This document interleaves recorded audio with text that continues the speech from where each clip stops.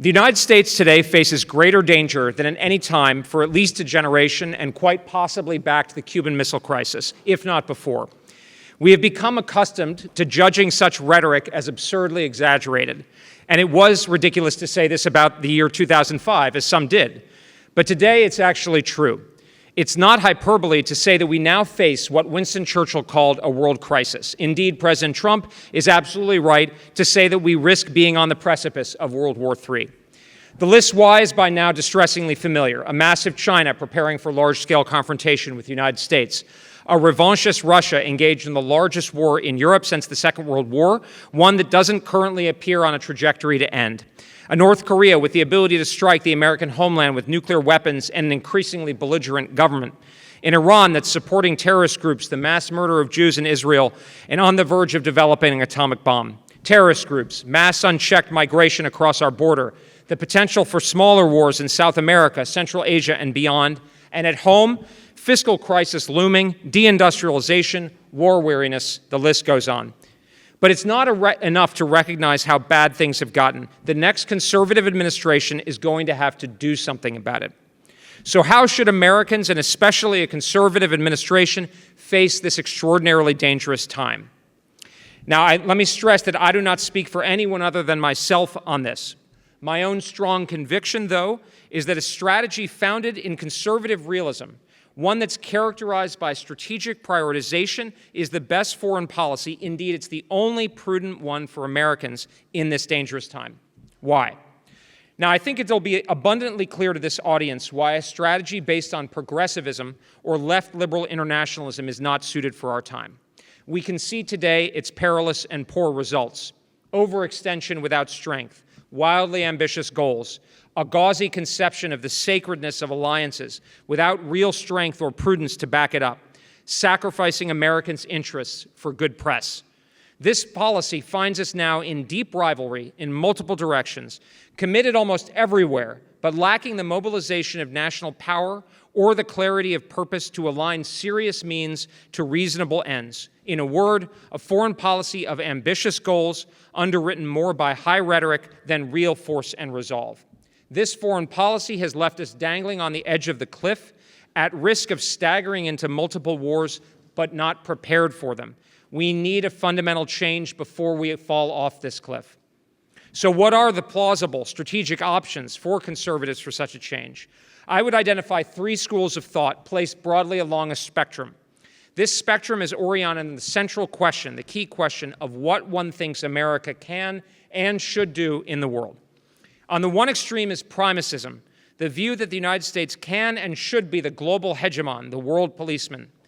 Now, this view is highly popular among the old Republican establishment, but not among voters. Primacism is most closely identified with a hawkish liberalism. It's generally based on the idea that the United States cannot be safe unless all the rest of the world is liberal. At minimum, even without such an ideological dimension, it calls for dominance everywhere.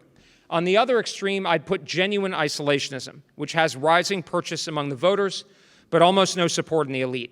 Now, let me be clear about the use of the term isolationism. There's a lot of very unfair throwing around of the term isolationist to slander people who merely have a justified skepticism of military over-interventionism, a skepticism which I very much share. Now, what I'm referring to here is actual isolationism, the idea that the United States would be best off withdrawing from the world in security terms. Such isolationism, which is actually quite rare to find in the public policy debate, is most closely identified actually with libertarianism. It's linked to the idea that if the government just backs off, then a self-generating stability will ensue. In between these two, I would put a strategy of prioritization. Now, a strategy of prioritization flows directly from what I would describe as conservative realism. The core of conservatism is making the best of the world as it is. That's why prudence is a core conservative virtue. Realism, meantime, is about accurately seeing the world as it is. So, in a very real sense, a true conservative must be a good realist. Now, if you're a conservative realist, you understand that some threats matter more than others, that power has limits, and that a proper foreign policy should focus our nation's scarce resources on protecting the things that are most important for Americans. Such realism is especially crucial today because the consequences of getting things wrong now are far graver than they were, say, a generation ago. In the 1990s, we could experiment with primacism, however unwisely, because the consequences of making the wrong decisions were so modest. We were by far the world's strongest power, and most of the world's other significant powers were either allies or pliant. Now, that's obviously not the case today. Today, the rivals we face are much stronger than they were 30 years ago, while our own economic, military, and strategic situation is far more constrained. Our margin for error, then, is much narrower. If we pursue a mistaken policy now, one that does not match the reality of the world situation and the resources and resolve we have available with reasonable and realistic goals, we risk not only the frustration and failure of the last generation's Middle East wars, as real as those were, but World War III, and we might lose that war with absolutely devastating ramifications. Therefore, we must not err. So let's evaluate these three broad options and determine which is most prudent in these conditions. Now, while I certainly sympathize with the arguments for greater restraint in light of our foreign policy experience over the last 30 years, I think the world today makes clear that a strategy of isolationism is highly ill-advised. Certainly, an overactive and hyper-ambitious foreign policy is deeply unwise. But conservatism also recognizes that simply withdrawing does not yield a good outcome. In the international arena, conservatives recognize that both human nature and structure mean that simply withdrawing from the world, especially Asia, would yield the field to other states, most of all China, that would put that power to their own purposes, not ours. For instance, no rightly ambitious American reindustrialization program is feasible if China dominates Asia, the world's largest market area, and thus the global economy. So I think we can dispense with isolationism as a plausible option. More significant in the public debate, however, is a strategy of primacism. In fact, many on the right advocate for this strategy, and these voices remain powerful. But I think that the reality of our situation makes clear how inadvisable a strategy of primacism is right now. I would even put it this way. I don't think a strategy of primacism is even possible, let alone wise. Why is this? Well, a clear look at the situation both abroad and at home makes it clear. Abroad, we are no longer so dominant as we were in the past. This is not to lash ourselves on the back, but the truth is that China, above all, is a far larger industrial power than we are. We're roughly a fifth or a quarter of global GDP, but China is roughly the same, with a highly impressive technological capability. At the same time, global wealth and power are shifting from our established allies in places like Europe and Northeast Asia toward regions like South and Southeast Asia. Thus, we simply don't have the power to impose our will on everybody else. Indeed, we could not successfully do this even in the so-called unipolar moment. So what possible basis do we have to think that we could do so now? Indeed, the deepening rivalry with China, the persistence of the war in Ukraine, and the opposition of other smaller powers like Iran, North Korea, and even the Houthis shows how disconnected from reality a strategy of primacism actually is. Looking at home, we can see further reasons why it doesn't make sense. We are already at historic levels of debt and deficit spending. Thus, there are significant constraints on how much more we could spend on our military without either cutting entitlements or sharply raising taxes, neither of which appears appealing to Americans or appears to be seriously on the political agenda.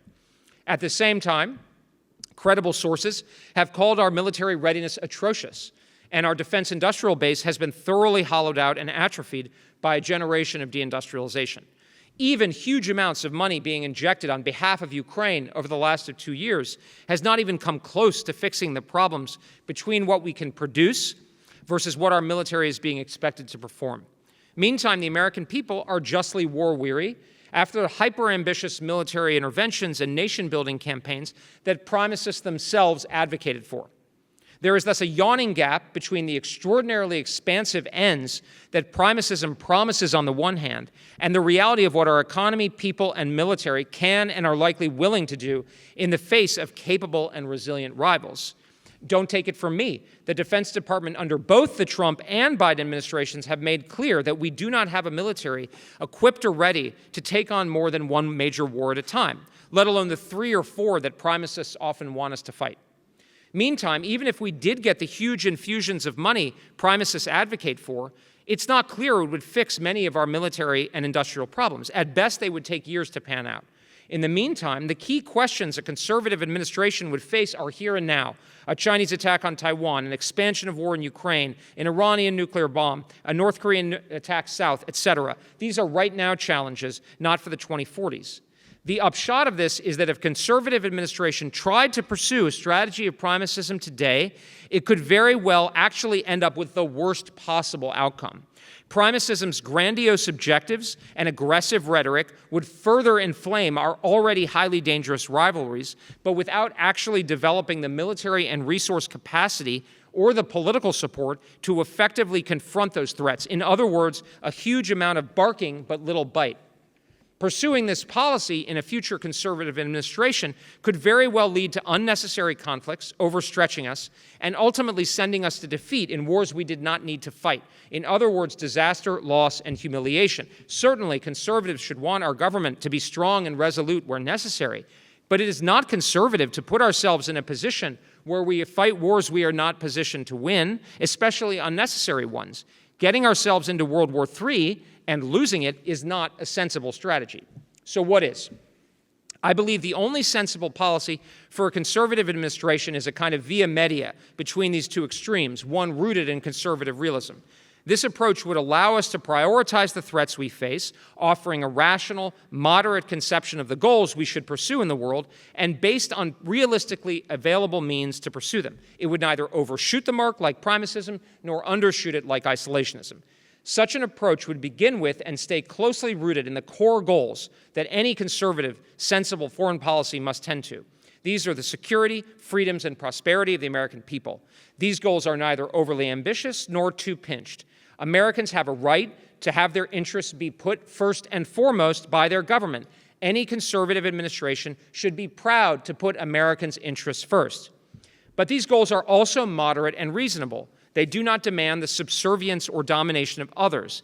And this is important because it distinguishes a rational and attainable policy from the overweening ambitions of those who would seek to control, liberalize, or pacify the whole world. Such overambition now is likely to backfire dramatically and fail even at meeting the most important goals. So what's necessary to protect these core American interests? Well, not all of the threats that I mentioned earlier are equally grave in the peril they pose Americans' interests. They are of differing levels of severity. Since no country can realistically hope to invade and subordinate America, the most significant peril is that American life could fall under the control and dominance of a foreign power. This is the only way that this could happen, is if another great power gained so much strength that it could overawe us. A clear look at the world today shows there's only one possible candidate for this risk: China in Asia. Now, this isn't to say that others aren't dangerous. They are. Russia is not going to disappear and poses a threat to NATO Europe, especially Eastern and Northern NATO. Iran is aggressive and dangerous in the Middle East, posing a threat to our ally Israel and the Gulf states. North Korea poses a menace to South Korea and Japan. But none of these can pretend to dominate an area of the world that would allow them to impose their will on us. Russia, for instance, is a fraction of the GDP of China, and Europe is roughly half the GDP of Asia. Iran and North Korea, meantime, are far smaller than even Russia. China, meantime, is a behemoth. It's the strongest state we have faced as a nation relative to ourselves since the 19th century. It dwarfs in this sense the Soviet Union, the Axis powers, and the World War I Central powers. Asia, meantime, is now the center of the world economy. If China could dominate Asia, it would have a controlling influence on over 50% of global GDP. And Beijing has a rational incentive to strive for such dominance, since it could reorient the world economy around itself much to its advantage. Unsurprisingly, then, Beijing is in fact building an increasingly formidable military to pursue just such a goal. If successful in dominating Asia, China would have enormous leverage to dominate the rest of the world and ultimately American national life, fundamentally undermining those core American goods. How could we be prosperous, free, and autonomous if China controlled our economy? By deduction, then, the most important political interest for the United States is to prevent China from dominating Asia. Now, I want to stress something important. This is a limited and rational goal. This is not the view of some who argue that we can only be safe if we turn China into a democracy, dismember it, or force it to concede to our own hegemony. Pursuing these goals is not necessary for Americans' core goods and risks turning an already incredibly dangerous rivalry into a cataclysmic one. The goal I am proposing here, by contrast, is the limited and reasonable goal of a balance of power. This is enough. We don't need to dominate China, but we do need to make sure China cannot dominate us. Now, this is especially important because it's very clear that China is preparing for war with us over Taiwan, and the result of a victory in such a conflict with us could well be Beijing's dominance of Asia, or at least substantial progress in that direction. Even more immediate, there are very sound reasons to think that China might move to precipitate such a conflict in the coming presidential term. Nobody knows what Beijing will do, but they are manifestly preparing. We too, therefore, must be prepared. Nothing is more plausibly and gravely threatening to Americans from abroad than this. The best thing would be to deter it, but the only thing worse than it happening would be defeat. So how do we avoid that? A strategy of conservative realism would call for a balance of manifest strength in Asia, but also openness to a modus vivendi with China. We must be laser-focused on the rightful conservative goal here, to preserve peace, if at all possible, but a decent peace, one that ensures Americans are safe, free, and prosperous, and thus, by necessity, prevents China from dominating Asia. Pursuing this aim must involve two pillars. One is the manifest military strength and resolve to use it that shows Beijing that it will not succeed in using its growingly formidable military force to dominate Asia. This is not about soft power or photo ops with allied leaders. This is about refocusing and husbanding our scarce military industrial power to show Beijing that it will not gain from attacking, that the United States and our allies and partners in the region, whose fates are even more threatened by China's ambitions, can and will be able to deny its aggressive moves against us.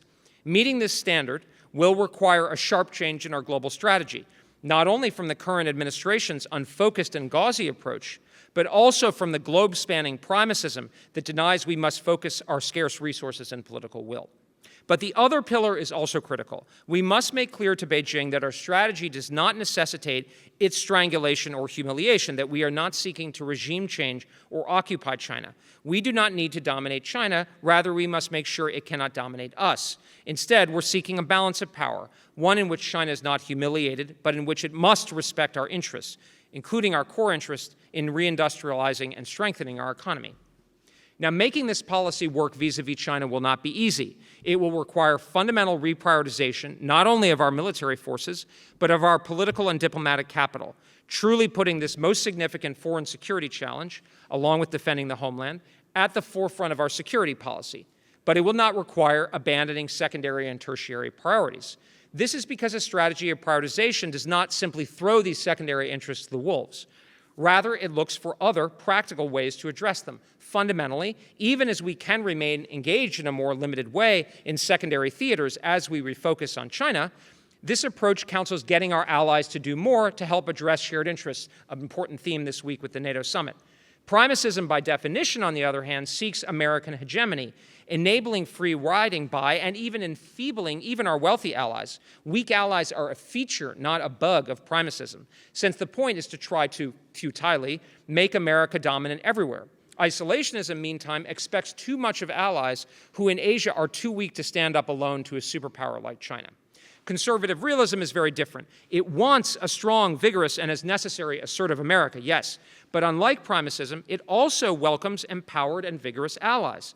Conservatism is all about a state recognizing its own proper limits and thus other entities' legitimate spheres for their own power and responsibility. In the domestic sphere, the principle of subsidiarity, and in the international sphere, a spirit of genuine partnership with other independent, vigorous states. Now, this approach creates an important role for diplomacy. Military force is, of course, the critical underlying source of our defense, but we cannot and should not seek to impose our will everywhere. Rather, a conservative government can and should look for ways to induce others to work with us, not simply dictate and browbeat. This overall approach gives a clear agenda for the next conservative administration in America. Grounded in both conservatism and realism, it's a foreign policy that would focus on the greatest challenges abroad to America, especially China's ability to dominate Asia. But it would do so in a way that grapples with, rather than ignores, the reality there are reasonable limits to what Americans are prepared to fight about, spend, and sacrifice. It would honor and husband that willpower, rather than profligately waste it as has too often been the case over the last generation. Meantime, it would enable and empower other states to work more effectively and capably with us, seeking partners, not dependencies, and working with them where their interests are focused and with respect for their autonomy and own traditions, not trying to impose our will, let alone a particular progressive model on them. This would see a coalition of empowered states together and more equitably promoting a world consistent with both their and our own interests. I believe this strategy would achieve the best results for Americans and be the most consistent with sound conservative principles. Most importantly, this strategy would stand the best chance of ensuring the goal, the great conservative goal, a decent peace. Peace is surely not the only good goal. A good peace must entail respect for our interests rather than impose humiliation, impoverishment, and servitude upon us. But peace is a very great good, and it cannot be taken for granted today. There is a massive war in Europe and ongoing conflict in the Middle East, while there are rumors of war in the Korean Peninsula, Central Asia, and even South America. Most perilously, for the first time in a generation, there is a very real chance of great power war, in this case against China, and there is also a very real chance we could lose it. In the face of this exceptionally dangerous situation, conservatives and realists should all understand that a decent peace can only be preserved through strength. There is deep truth to peace through strength. As Clausewitz said, the best strategy is to be very strong. But strength alone is not enough. And indeed, we must recognize we cannot simply overpower our rivals, especially China, but nor do we need to. If we want peace, as we most certainly should, we can and should focus our own ambitions and demands. Fortunately, a foreign policy of conservative realism, of prioritization and balance of power, allows for this. It means building our strength and our coalition, but also proportioning our goals, clearly aligning the measures we take to these reasonable aims, and without giving in on our own legitimate interests, finding where we might come to a modus vivendi with rivals. This offers the best way for avoiding the scourge of great power war while protecting America. Thank you very much.